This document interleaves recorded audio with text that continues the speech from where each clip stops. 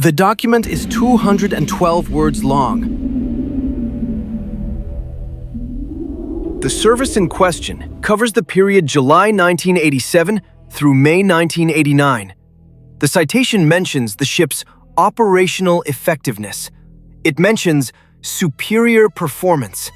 It mentions the challenges of command in a complex and volatile region. The citation does not mention July 3, 1988.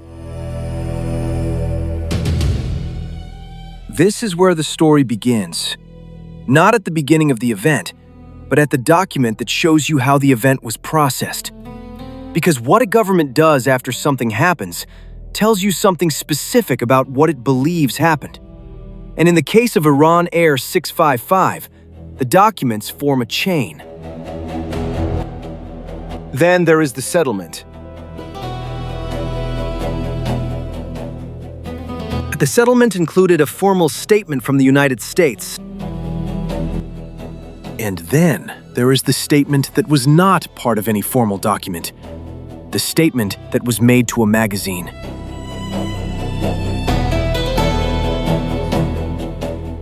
This was the official position. The fog of war. A crew under pressure. A region at war, a decision made in seconds with incomplete information.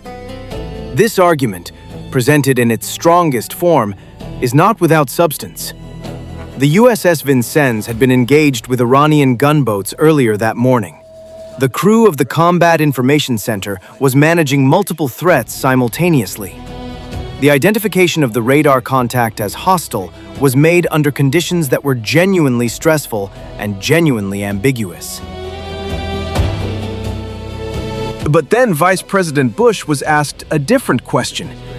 Not whether the crew had acted in good faith, whether the United States regretted what had happened to the people on the plane.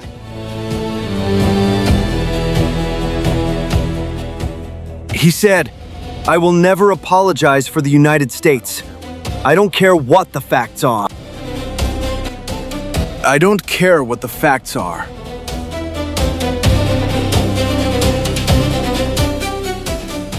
Picture the region. July 3rd, a Sunday. The temperature in the Strait of Hormuz is already at 40 degrees Celsius by mid-morning. The sky is clear. The Gulf is flat. At Bandar Abbas airport on the Iranian coast, Iran Air Flight 655 has been loaded and prepared for departure.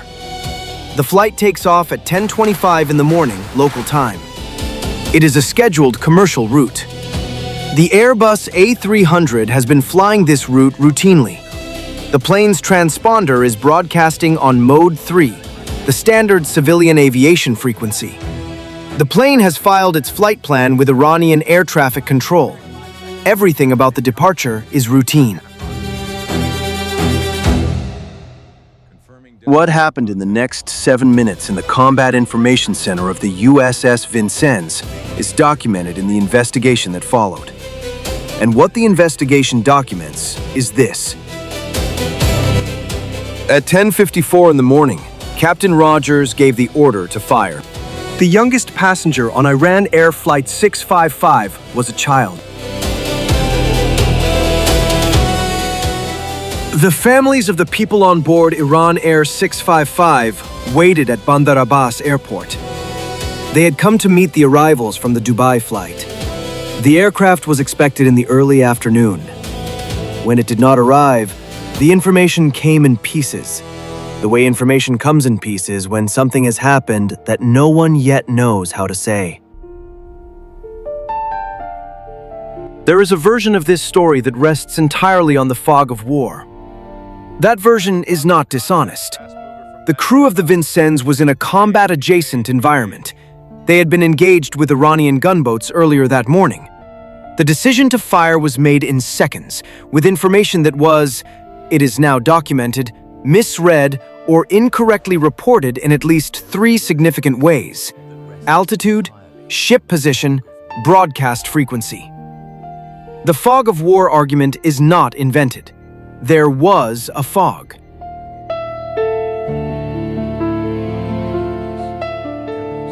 What the documented investigation added to the fog of war argument is the finding that the official U.S. account, as initially presented to the public, contained specific errors on 3 of those documented points. Not ambiguities, errors.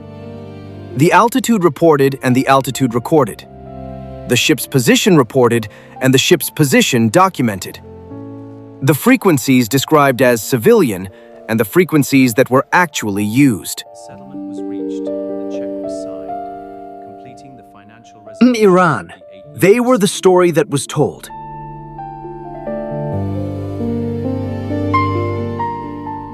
The settlement was reached. The check was signed. The word apology was considered and rejected by American lawyers, and the commendation already issued was not recalled.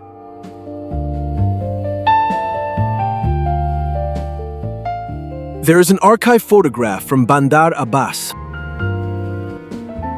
Every year, on the 3rd of July, Iranians gather at a ceremony to mark the anniversary. They have been doing this since 1988.